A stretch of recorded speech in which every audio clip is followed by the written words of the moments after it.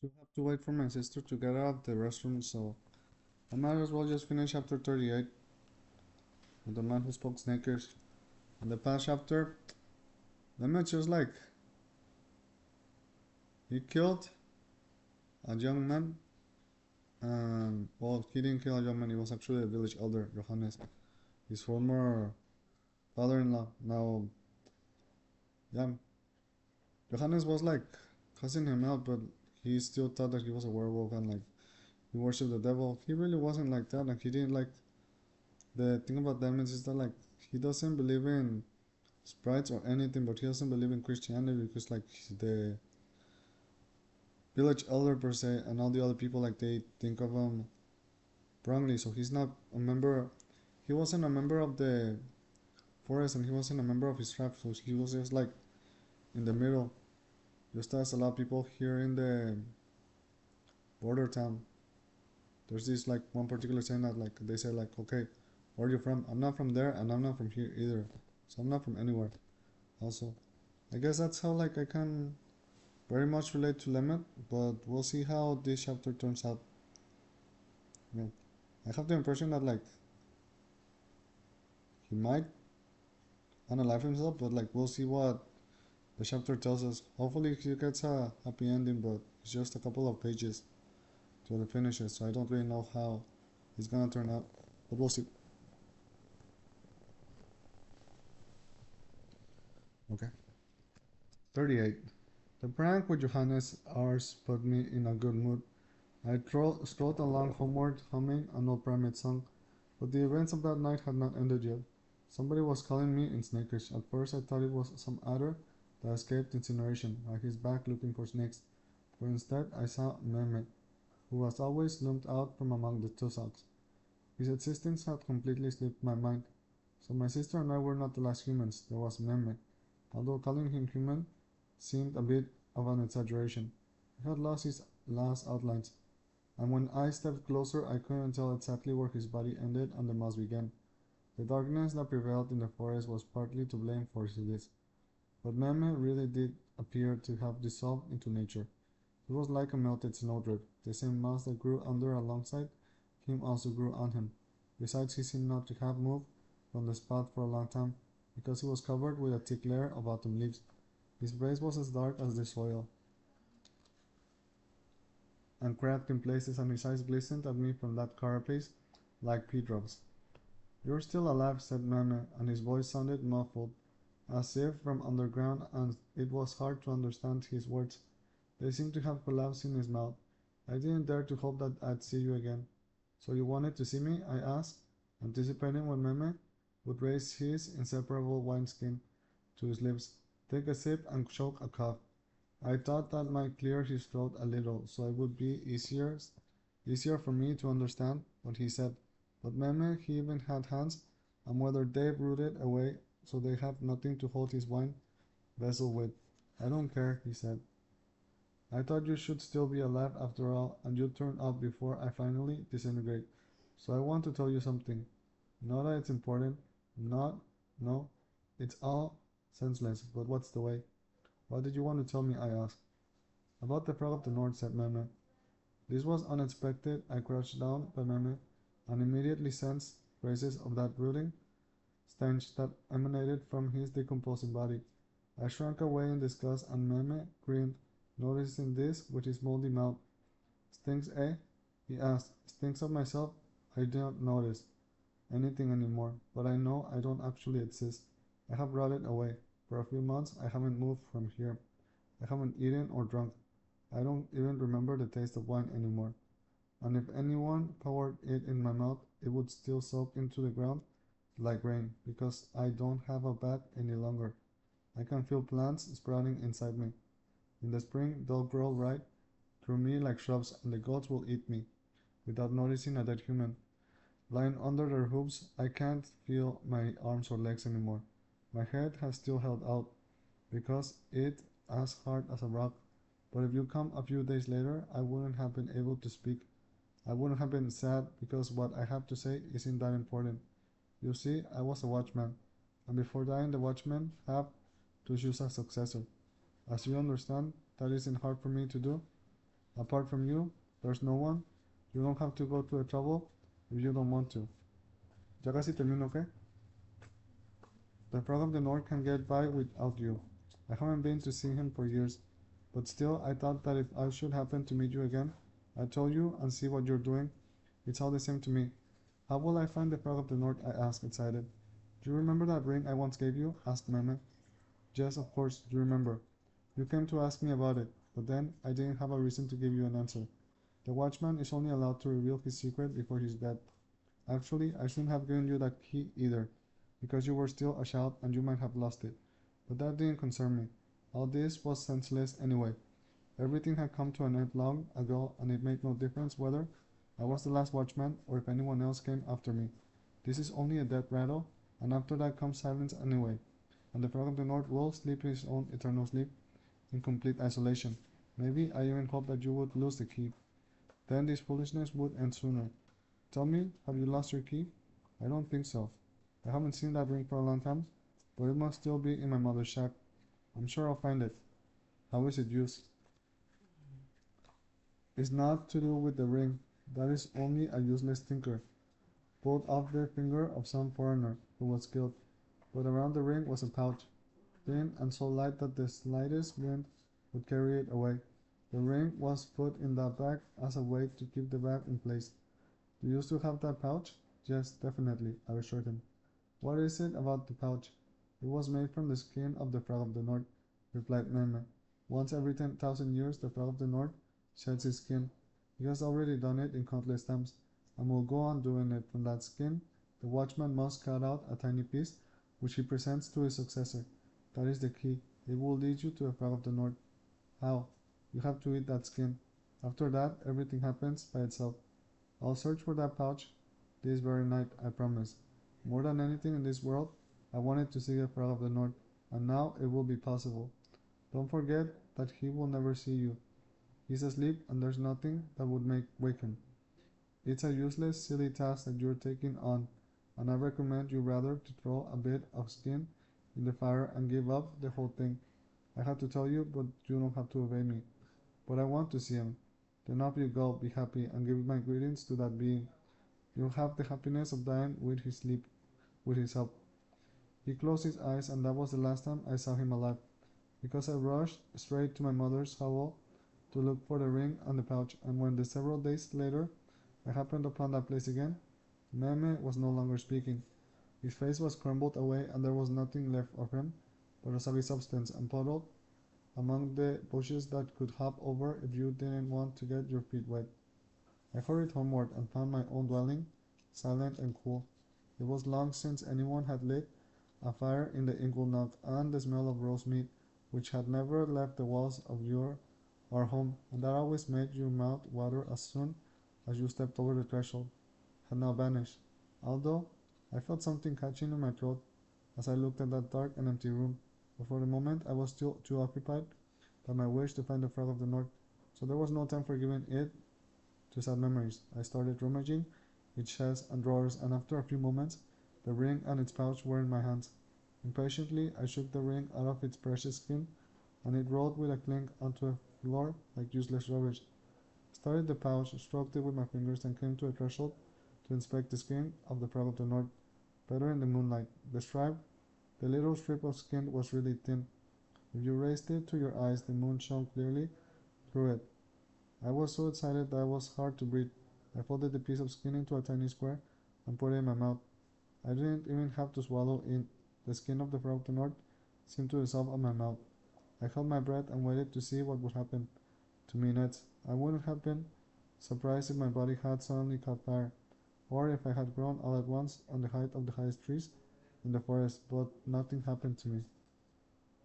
I was still standing on the threshold of my old home, with the moon shining on me, but I knew there where the Frog of the North was sleeping. That knowledge did not come to me as an unexpected blow, and did not invade my brain as a flash of lightning.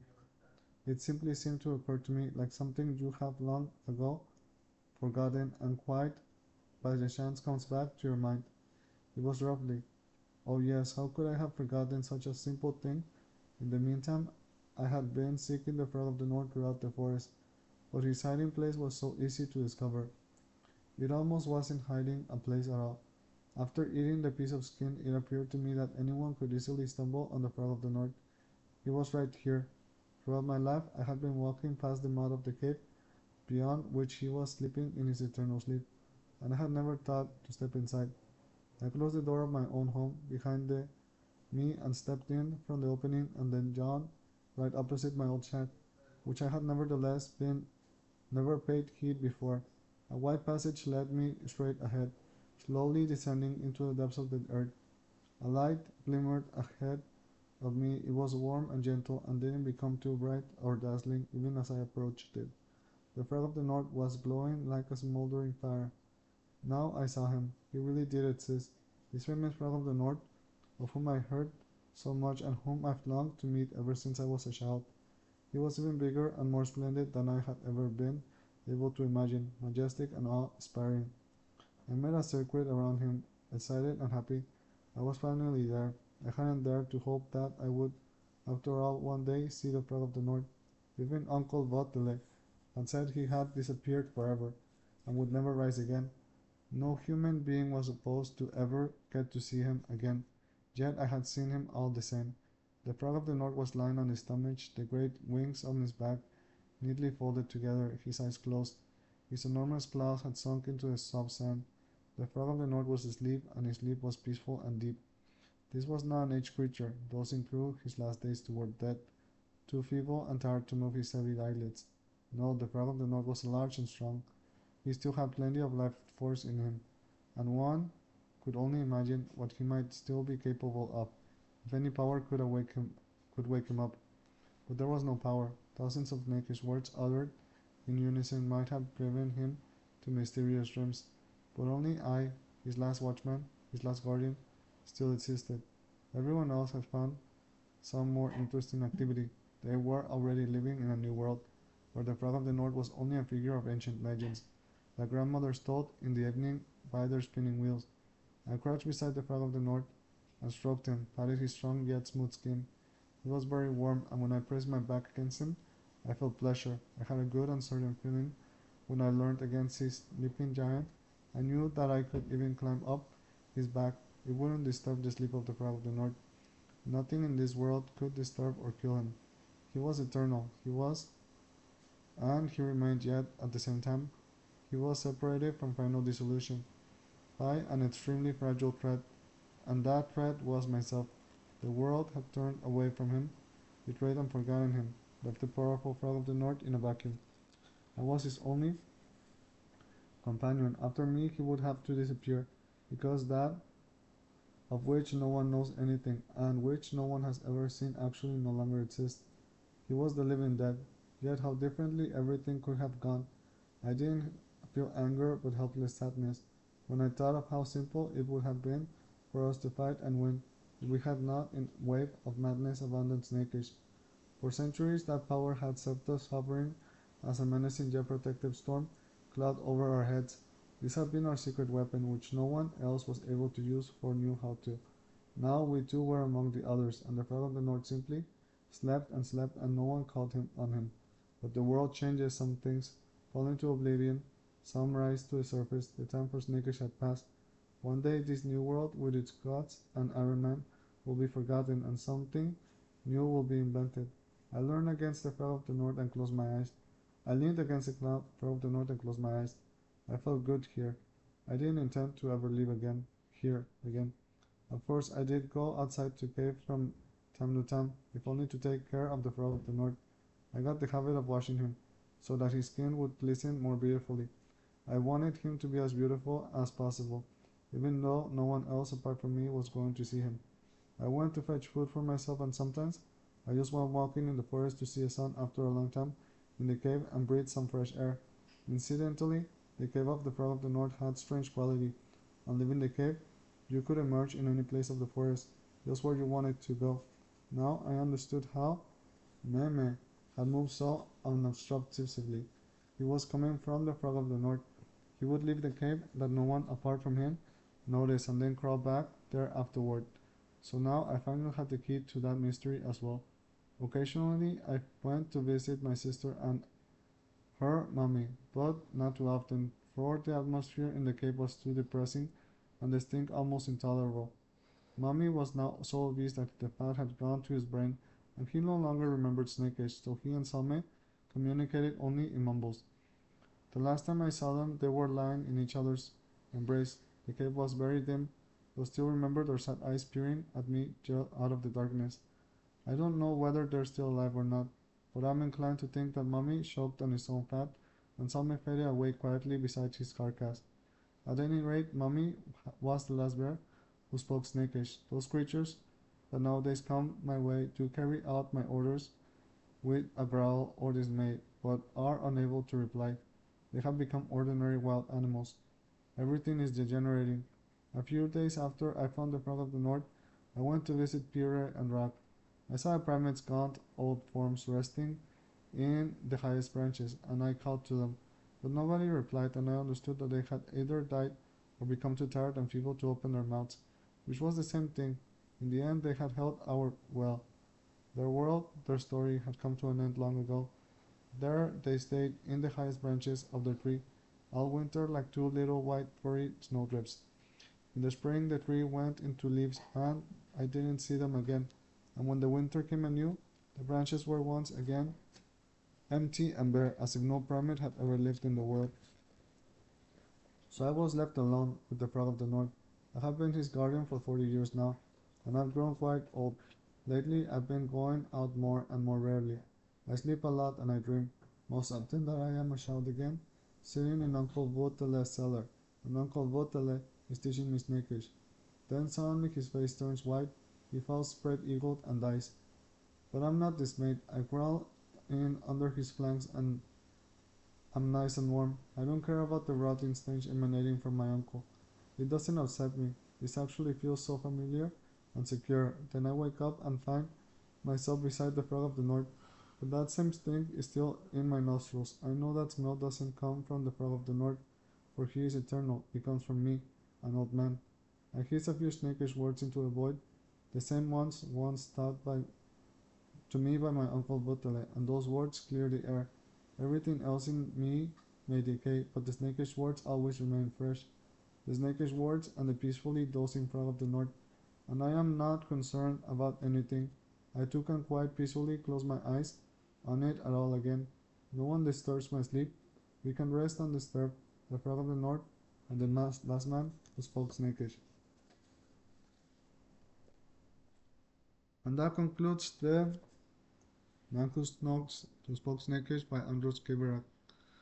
Thank you for staying here until the very end. I very much appreciate your companionship, and this was a really good book. I'm aware that it touched on very hard subjects per se, but I'm glad I was able to read it on my lifetime. I've been wanting to go visit Estonia for a couple of months, actually before I got the book, but this would probably be the first time that I go and travel, and I don't really know if I'll go there on end, because I don't really know what things I could do, but it would be really nice to go visit. If anything, I now can tell people that I read the Man Who Spoke Snakish, and I can interact with individuals about that. I don't know if there'll be anybody who'd like to know more about this book, but I find it very meaningful per se. As a young man who came out of two different worlds, just like I pointed out before.